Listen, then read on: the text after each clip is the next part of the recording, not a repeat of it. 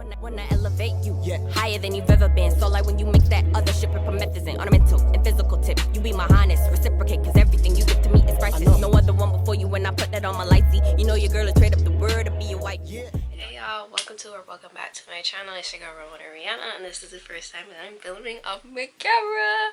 As you can see, I'm extremely excited, but that's not what y'all came here for. You can check out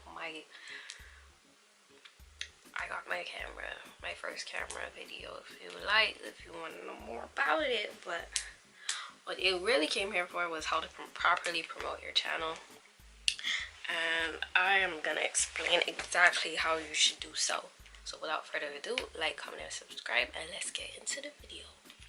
When you're promoting your video on social media like Instagram, Snapchat, Twitter, Pinterest, on Instagram I recommend doing both posts on your story and your feed. I don't really post on my feed. I don't really post my YouTube on my feed, but I sure do post it on my story. And when I'm posting it on my story, I sometimes, go the extra mile, fancy it up on PixArt to create, because there's when you create your thumbnail, you put it on PixArt and it'll say square fit, I think, but you change the ratio to the Instagram story layout. That's what I do. That's what works for me. And I blur out the backgrounds just so that the thumbnail is in the foreground, you seeing it. That's the main attraction. But when you are posting on your feed, even if you're not posting actual content from your YouTube, I use hashtags that are catering to YouTube: small YouTuber, growing YouTuber, upcoming YouTuber. I'm black, so black YouTuber, small YouTuber community, sub for sub if you want to do sub for sub.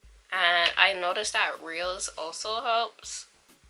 Whenever most of my Reels on my Instagram are me promoting my YouTube videos, because that's where I like to promote my YouTube videos sometimes. And it works for me. That's what's been working for me. Like, I'm constantly telling, oh, did you watch my video? Have you seen my video yet? Go check out my latest video. That's what I post on my Instagram story. As well as, the best thing on Instagram for me is my YouTube group chats. I'm in a couple. I was thinking about starting my own, not gonna lie. But we all keep tabs of each other. We all make sure we're consistently keeping up with each other, and have a little group of YouTube friends that'll support you, and you can support them right back. Snapchat stories, you could post it on your Snapchat. What is better about Snapchat than Instagram is that you can actually add the link for the video on Snapchat. You have to have a certain amount of you have to have a certain amount of followers on Instagram so that you can be able to do that. I don't have that yet, so Snapchat is winning on that portion. You could try to get your friends to repost on their Snapchat as well. I had a couple of my friends repost my YouTube stuff on their Snapchats, and it brought me up a little bit. Well, not even a little bit. It brought me up a lot in a short time, and I was very thankful that they all supported me like that. Twitter feed, you can share right from YouTube to Twitter, and it adds the hashtag and all that good stuff, so you don't have to do much work. If you have Twitter, I don't really use Twitter, but ever so often when I remember that I have a Twitter account, I would usually post that I had a new video up on YouTube. Pinterest, I created a board that has the links for all of my videos that I've uploaded this year. I was gonna do all the videos, but then I realized that is a lot of time, and I have a decent amount of videos right now. If I had done that before, then maybe, but as of right now, I just have all the videos that I uploaded this year. I posted the link for all of them. They're all there. I don't really know if people see it from there, but I have a couple of hashtags in the tag section. I'm not really sure how Pinterest works 150%. I just know that I go on there looking for stuff, and I find the stuff, so I don't know if people find my stuff or not, but that's what works for me. Being consistent with your promotions. Like, I'm promoting my YouTube on my stories every day that I remember to. There's hardly ever a day that I'm not. That's probably the only story that I have on my main story on Snapchat, because I have a private story, and that's when I talk about my YouTube stuff or whatever. But my main story, I hardly ever post myself. It's just YouTube. Oh, check out my latest video. Have you subscribed to my YouTube channel yet? I do that on both Instagram and Snapchat. But Instagram, I tend to post other stuff on my Instagram story. Just, you know, to, I don't know, mix it up a little bit. If you're about to promote your YouTube on your Instagram story, you can do a couple polls beforehand, because that will bring up your reach, bring up your engagement, and then you can post it and more people will see it. I did that method before and it has worked, but you know, it's a little bit difficult to promote YouTube stuff, especially if you don't want to buy ads, because I'm not doing that. But you know, it's all good. Once you hit 1,000 subscribers, your community tab is open, and I recommend using it, because that's how you're going to communicate with your people. If you're not communicating with them straight through a video, you could let them know if you have a delay. You could let them know if there's any new videos coming out. I personally let them know every time I upload a new video that there's a new video out, just in case they don't get that notification, because you know, some of y'all don't want to turn on the post notifications, which is fine. It's cool.